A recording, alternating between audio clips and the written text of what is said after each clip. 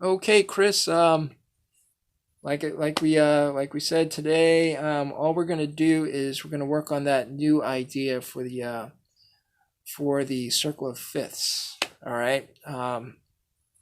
And what that is going to consist of, if we do it in the major chords, like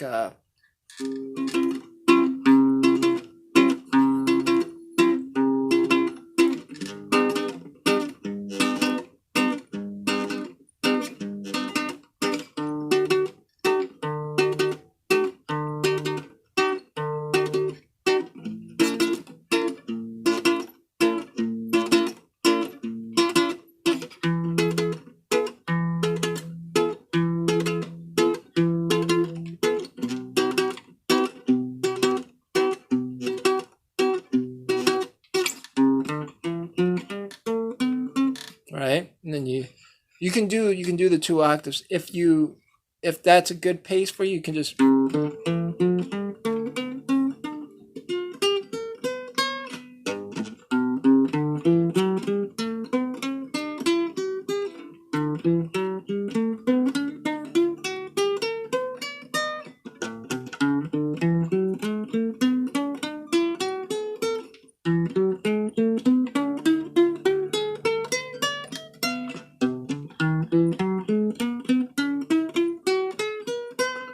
right. Um, you would have to double up on time if you wanted to do the scale up and down, forward and backwards. All right. And we did the same idea for the circle of fifths using the minor. So and by the way, I'm playing the chords. So if you get confused as far as, okay, how am I gonna practice this method of playing the scales without someone playing the chords?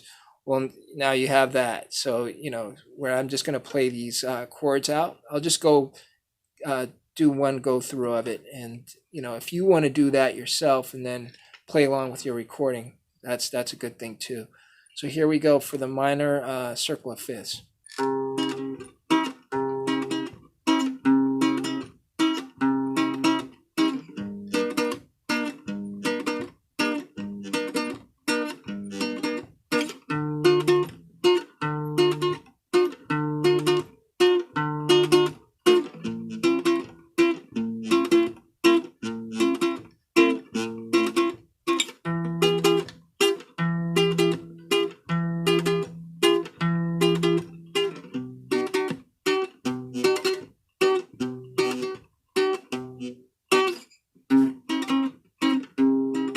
All right, so you got that, and again, just kind of go through those shapes.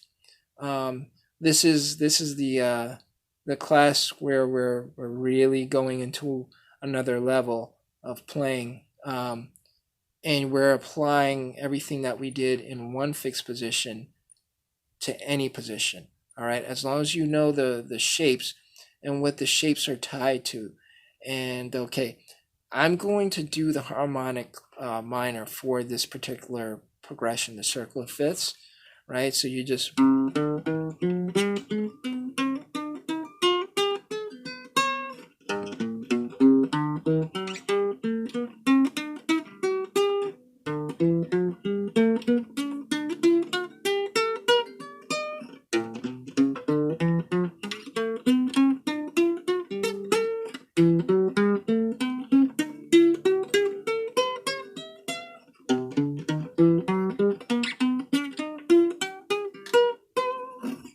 all right. So that was a circle of fifths, and that's how we're going to do it. Just going straight, just downward, right? And if you want to, and you're getting better at it, you can go forward and backwards on it. All right. So what I was starting to say there, that the scales are connected. They're connected with other scales. What I mean is when you learn certain things like the C major, and learning the C major, you also learned the A natural minor, you learned the A harmonic minor, the A pentatonic, you learned the A diminished, you learned the whole tone scale that can go in there as well. Um, and so, in doing that, you find that all the scales are in the key of C. These are the scales that are attached to the C. All right. So if you can do this on your own, this is the subtle secret. When you play a C major scale,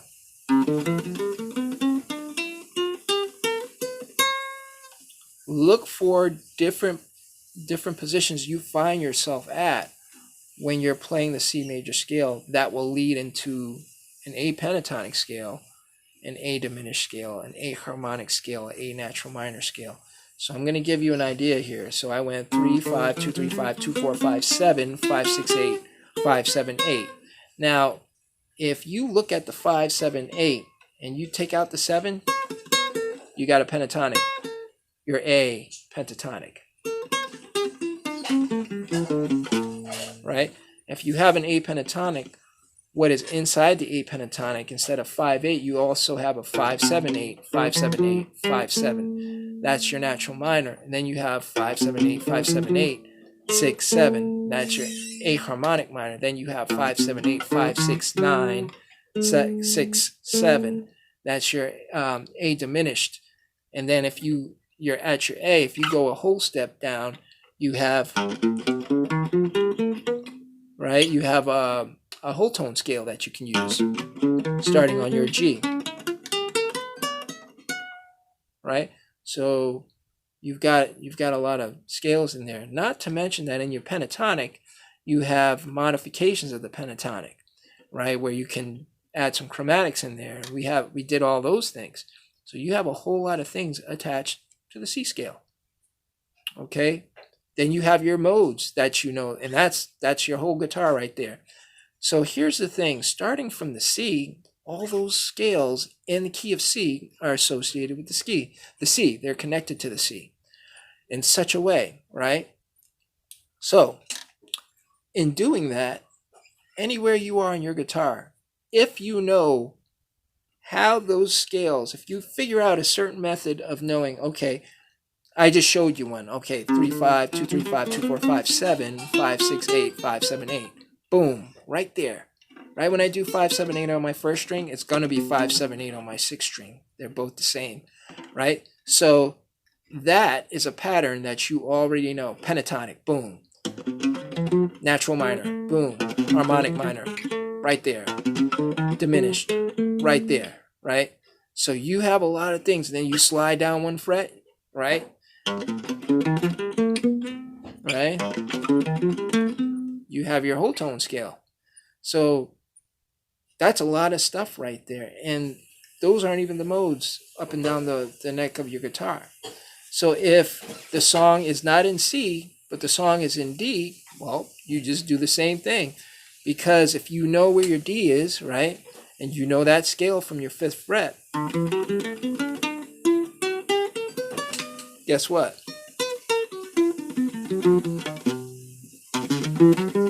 Minor, harmonic minor, diminished, and then I went from this position here, because I was in D, and I was here, so I'm at a B. I'm at a B pentatonic. So if I go from the B and I do a whole step, got a whole tone scale right there.